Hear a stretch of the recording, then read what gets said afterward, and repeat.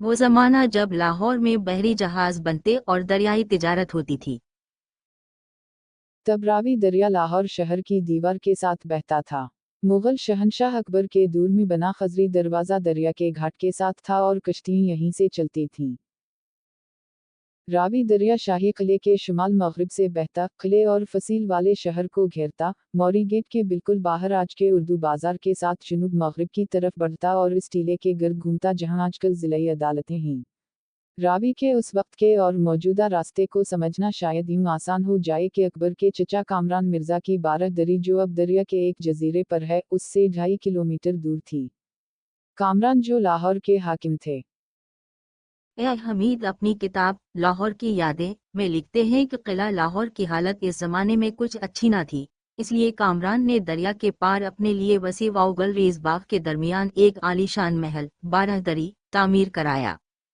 तब ठठाहा और लाहरी बंदर सिंध, मुल्तान और पंजाब को हुर्मिस, बशर और बसरा से जोड़ते और मगरबी हिंदुस्तान का फारिस, ईरान से तिजारती राब्ता बनाते। मुगल शाही में जलालुद्दीन मोहम्मद अकबर का दौर आया तो एम.एन. पियर्सन के मुताबिक महसूलात ज़्यादातर ज़मीन ही से आते थे। W.H. मोरलैंड ने ताहम ये माना कि अकबर गुजरात से बहरी जहाज़ बहर अहमर में बेचते थे। अबुल फजल अकबरनामा में लिखते हैं कि अकबर ने समंदर का तजुर्बा 1572 में तब किया जब इन्होंने गुजरात पर कब्जा किया। सूरत, जिसे खलीज कैम्बे की बड़ी बंदरगाह बनना था, को फतह करने के बाद अकबर ने 2 बहरी जहाज बेटे सलीम के नाम पर सलीमी और अलही या तो तैयार करवाए या हासिल किए। उन्हीं जहाज़ों पर शाही खवातीन 1576 में हज पर गईं। शीरी मौसूई के मुताबिक अकबर की सौतेली माँ और हुमायूं की बड़ी बीवी हाजी बेगम 12-13 साल पहले हज पर गई थीं। या तो ज़मीनी सफ़र किया होगा या सिंध के रास्ते बहरी सफ़र, क्योंकि वो दिल्ली में रहीं और अकबर से मिलने आगरा उनकी गुजरात फतह के बाद ही आए। इससे इशारा मिलता है कि वो मुल्तान के रास्ते वापस आई होंगी। बहरहाल, आइन अकबरी में एक बाब आइन मीर बहरी है। इसमें लिखा है कि मशरिक, मगरिब और जुनूब के साहिल पर बड़े बड़े जहाज बनाए गए जो मुसाफिरों के लिए राहत का सामान है। बंदरगाहों पर खुशहाली आ गई है और इल्म को फरोग मिला है।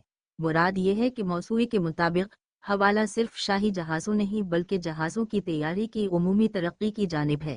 इसी बाब में जहाज़ के अमले के अरकान के 12 मुख्तलिफ ओहदे भी बताए गए हैं। मैरमला के लिए टांडल, सटूरकीपर के लिए भंडारी वगैरह। लाहौर में 2 बहरी जहाज़ों की तामीर 1594 और 1596 में हुई। इरफान हबीब की तहकीक से इस अंदाजे की नफी होती है कि मुग़ल हिंदुस्तान में तैयार होने वाले जहाज़ों में लोहा और मीखें इस्तेमाल नहीं होती थीं बल्कि तख्तों को रेसों से बांधा जाता था। पुर्तगीज गुजरात के दोनों तरफ मौजूद होने की वजह से वहां की जहाज रानी को तो कंट्रोल कर लेते थे लेकिन सिंध के लाहिरी बंदर पर उनका बस न चलता था। अकबर ने 1591 में सिंध फतह किया तो ये बंदरगाह खालसा यानी शाही इंतजाम में रखी। ताहिर मोहम्मद सब्जवारी की किताब रूज़ा अल ताहरीन के हवाले से मौसूए लिखते हैं कि लाहिरी बंदर के करीब जंगलात नहीं थे, 100 जहाज गुजरात में तैयार और मरम्मत होते।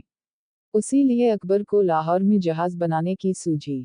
इन्हें हिमालय की लकड़ी से तैयार किया और दरियाए सिंध के निज़ाम के जरिए लाहिरी बंदर ले जाया जा सका।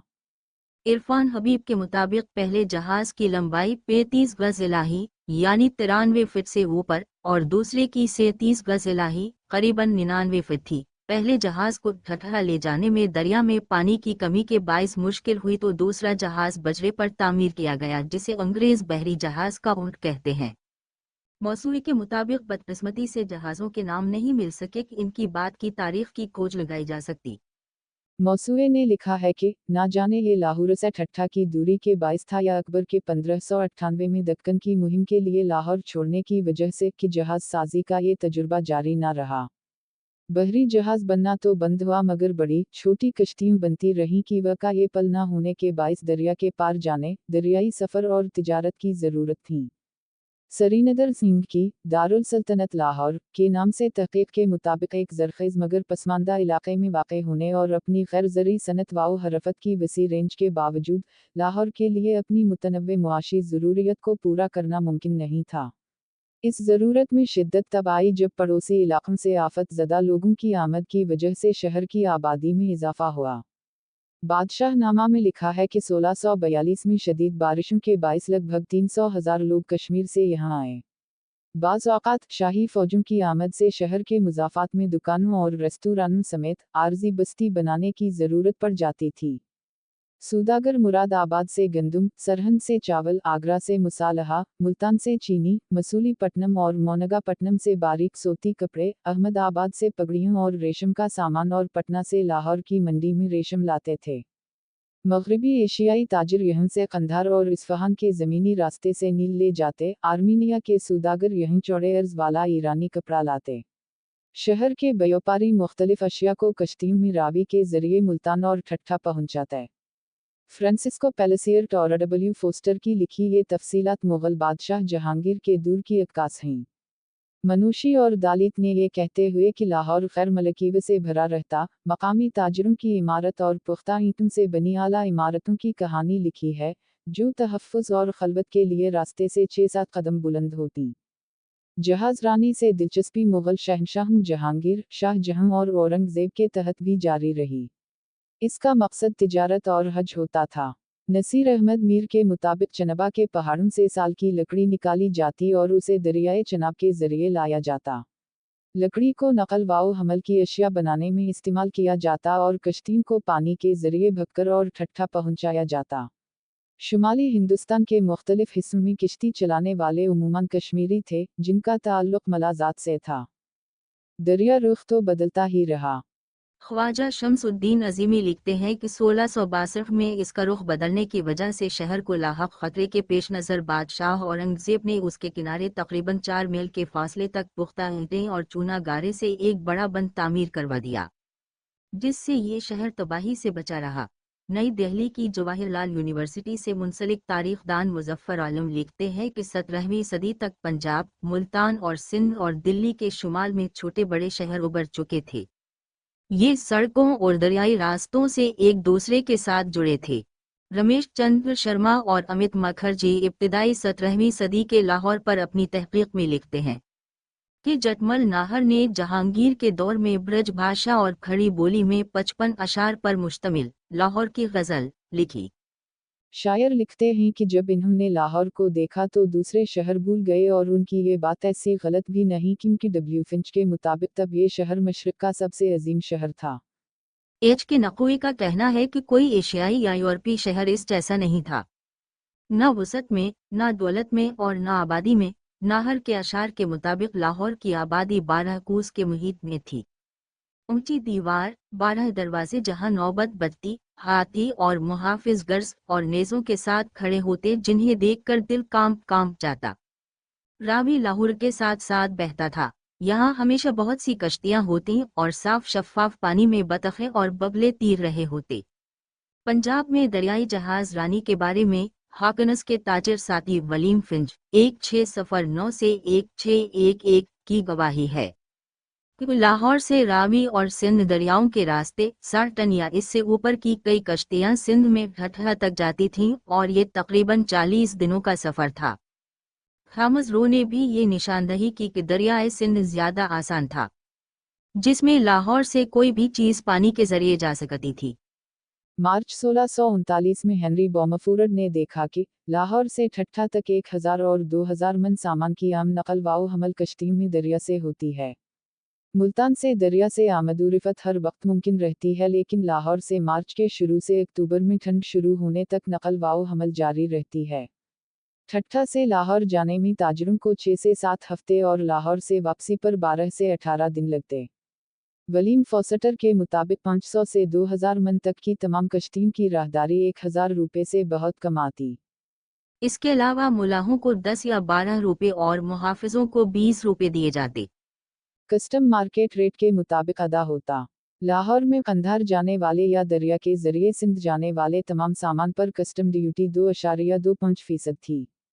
घाट या गुजरगाह पर 0.25% टैक्स इसके अलावा थे। यूं लाहौर से ठट्ठा तिजारत लोगों के लिए भी फायदेमंद थी। मिसाल के तौर पर अमिता सतियाल ने लिखा है कि 1526 से 1658 तक मुगलों के दारुल हुकूमत आगरा में बाजार में खाने की कीमतें 1595 से 1708 के दरमियान थीं। जो लाहौर से कम अज़ कम 20% ज़्यादा थीं। ए हमीद दरिया के रुख बदलने का एक वाक़या मोहम्मद शाह बादशाह के दूर का बताते हैं। अहद मुग़लिया में दरिया के पार शाहदरा के नवाम इमरा ने बहुत से बागात और मकानात तामीर करवाए थे। मगर जब दरिया ने मोहम्मद शाह बादशाह के ज़माने में अपना रुख शहर की तरफ से हटाकर शाहदरा की तरफ कर लिया, तो बहुत से बाग दरिया बरद हो गए और जो बाकी बचे वो ज़माने की दसत बरद से मिट गए। वो बताते हैं, मोहम्मद शाह बादशाह के ज़माने में बंद आलमगीरी की वजह से दरिया का बहाव बाग की दीवारों तक आ पहुंचा। सिखों के ज़माने तक दरिया ने बाग की दीवारों को मुनहदिम करके शाही महलात का सफाया भी शुरू कर दिया। चुनांचे रंजीत सिंह के आखिरी 10 सालों में पानी के बहाव ने 12 दरी के कदम बोसी शुरू कर दी। ये 1830 से 1832 के ज़माने का जिक्र है।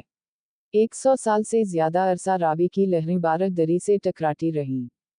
पहले मिर्ज़ा कामरान का आलीशान बाग दरिया बरद हुआ, फिर 12 दरी भी दरिया की नज़र होने लगी और वो दरिया के अंदर आ गई। रावी के रुख बदलने पर कामरान की 12 दरी अब दरिया में उभरे एक जजीरे पर है।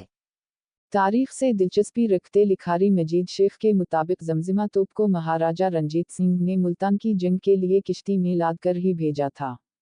एक बार जब दरिया मुअस्सर तरीके से फसील वाले शहर से दूर हो गया तो फेरी पोर्ट दरिया के मशरक़ी किनारे के बिल्कुल मगरिब में चला गया। ये वो मकाम है जहाँ शेखुपुरा से बेगमकोट की सड़क दरिया के किनारे को छूती है। सिखों के ज़माने में जब दरिया आगे बढ़ गया तो फेरी स्टेशन खामोश हो गया और खजरी दरवाज़ा शेरों वाला दरवाज़ा के नाम से जाना जाने लगा। ये इन 2 शेरों की वजह से था जो रंजीत सिंह ने वहाँ पंजरों में रखे थे। नसीर अहमद मीर लिखते हैं कि थीवेंट ओरियम बैप्टिस्ट टैवर्नियर की शहादतों से पता चलता है कि दरियाए सिंध में बिल का तिजारत पर बहुत असर पड़ा। तिजारत महंगे ज़मीनी रास्ते से होने लगी, यहाँ तक कि कारीगर भी ज़्यादा मुनाफा बख्श इलाकों की तरफ हिजरत करने लगे। अलेक्जेंडर बरनस ने सिंध से पंजाब तक किसी भी कस्म की दरियाई तिजारत की नफ़ी की है। गोया 19वीं सदी के अवाइल में इन पानियों में कोई तिजारती किश्ती नहीं थी।